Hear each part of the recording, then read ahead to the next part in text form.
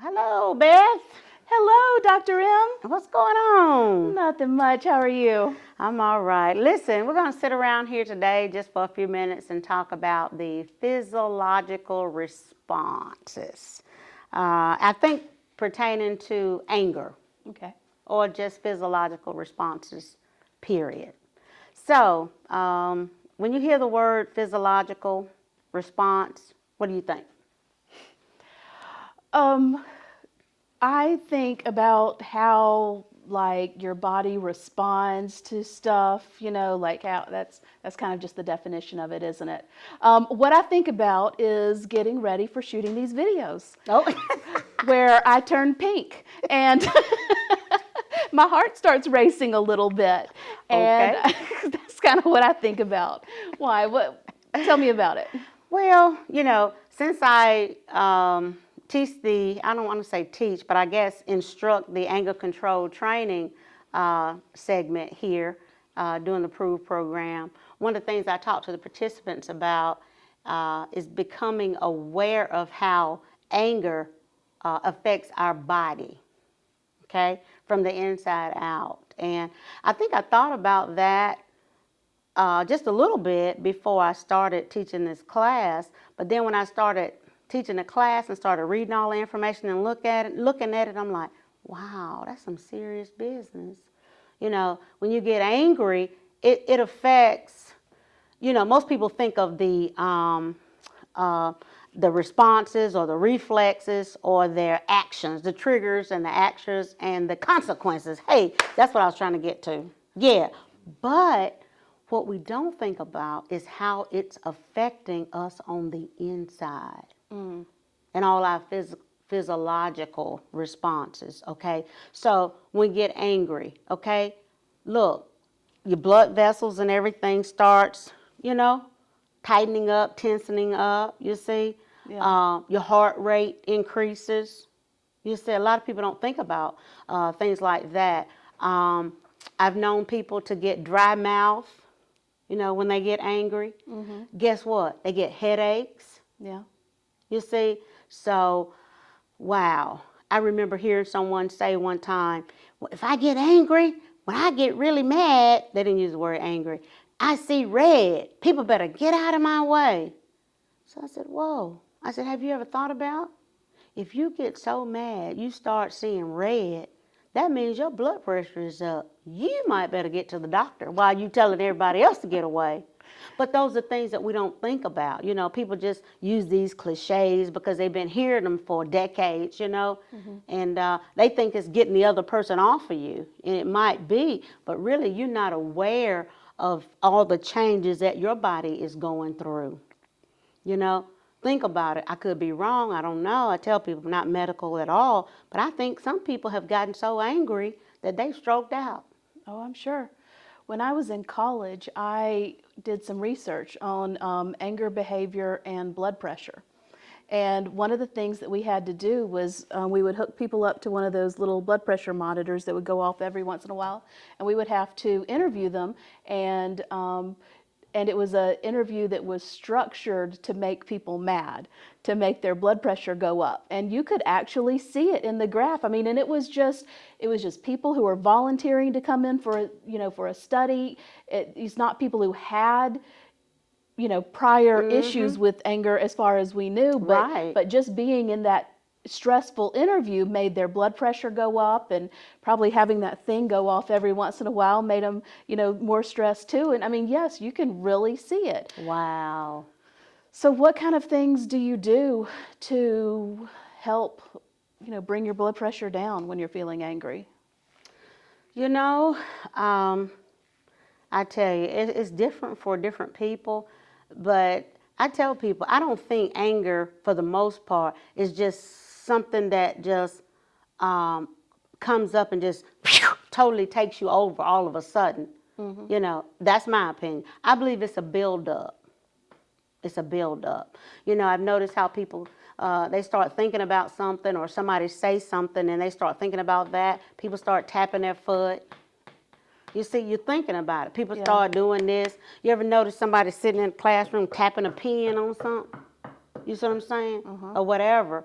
And so I think it's a buildup. So what I like to suggest people to do, when you feel it, you see what I'm saying? Start thinking of some way that you can diffuse that. You see what I'm saying? You might need to get up and walk around. I believe you need to make sure you got a bottle of water, or, drink your glass of water, because when we begin to get angry, it starts to affect our oxygen as well.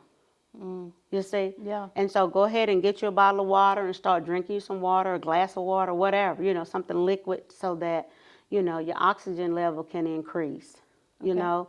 And, or like I said, get up and walk around or move, you just got to do something to take that buildup away before it gets to a point where, it triggers you to do something. Because look, getting angry is not the issue. We're going to get angry, okay? But it's allowing the trigger to push you to the point of exhibiting a behavior that's going to land you in some dire consequences. Yeah. That's the thing. That's what people don't think about, you see? Yeah. So during that process, you see, before you get to that behavior point, do what you need to do to hold that thing in the road. Yeah. That's what I suggest. Yeah, I like that. You get to where you can recognize, when you start getting those That's anger it. feelings, so that you Right. can take care of it right then and diffuse it before it does overwhelm you. I like that. Because see, the thing I believe is we must know ourselves before we can expect someone else to know us. You see, case in point, my grandson, for instance, he know two things. He knows the two things that will cause me to be angry, and he's only 8, and he can give them to me. He said, "Oh, Nana," he said, "I know if you tired or sleepy, you get cranky." There you go. You see what I'm saying? So there again, have a conversation. If it's someone that matter to you, you see, inform them about your triggers. You see, or things that just unnerve you. You see, so that again, if it's someone that care about you and you care about them, they won't push that button. Yeah. You see, because you've already told them. You see, Yeah, but you're also aware of that button, so You're aware you can of it. give people grace. That's it. Yeah. Okay. Yeah. Yeah, when I was doing that study, it was talking about constructive anger behavior versus destructive anger behavior, and they found that people who were able to talk about Right. their feelings, who were able to have someone to talk to, even if they weren't able to address the person who was making them angry. Exactly. But if they had someone to talk about it with constructively, they tended to have lower anger behavior than either the people who were the punching the wall people, or people who didn't talk about it at all. That's right. Just ignoring it is not healthy. It doesn't make it go away. Because either way, I mean, once the behavior surfaces, there's consequences for somebody. Whether it's for me, if I punch my hand through a glass, you see what I'm saying? Oh boy, I got some consequences, right? Yeah. Or if that's me doing something, okay? If I keep it suppressed, guess what it's doing? I'm internalizing it, so it's affecting my blood pressure. It's affecting whatever. You see what I'm saying? It's causing me, let's don't even talk about it, but it's causing me to eat stuff I shouldn't eat, drink stuff I shouldn't drink. You see what I'm saying? So that's affecting me either way. Yeah. So if we don't learn to control it, and get it out. So what you shared about being able to talk to someone, that's necessary. Yeah. That's what I see a lot with the relationships. And I guess I go back to everything with relationships because that's what I eat, sleep, and drink.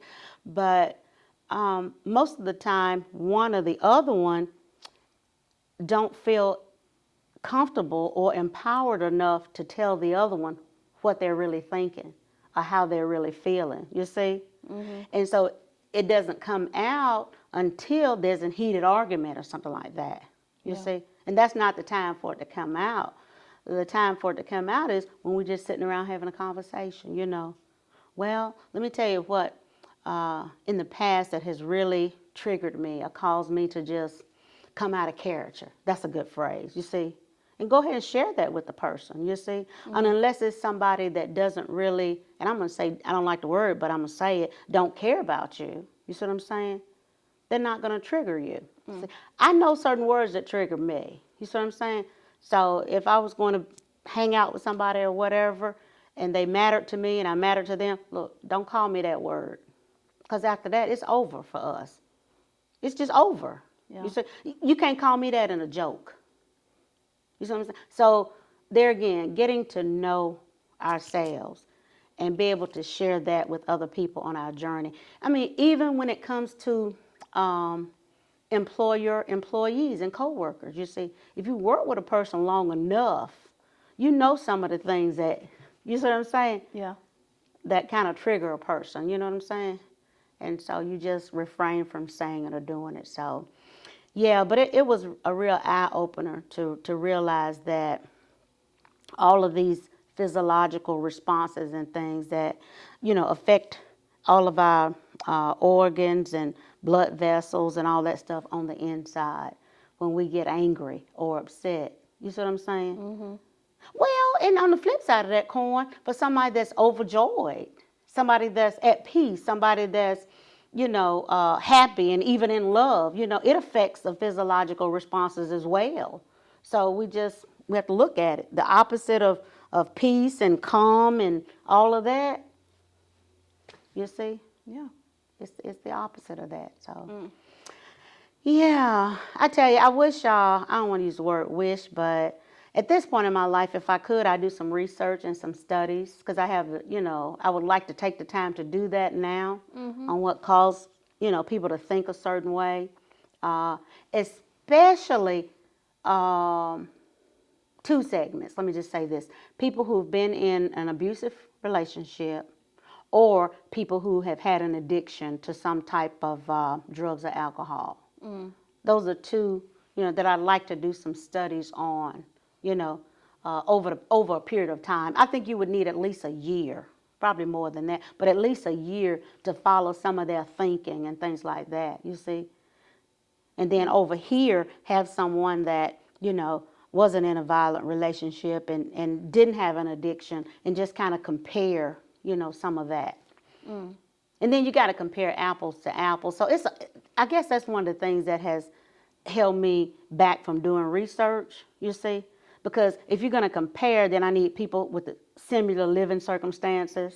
It's just so much. Anyway, I don't know why I'm getting people off are on. complicated. Yeah. But the thing is, we're alike, but we're uniquely different. You see, even women. You know what I'm saying? Yeah. We're alike.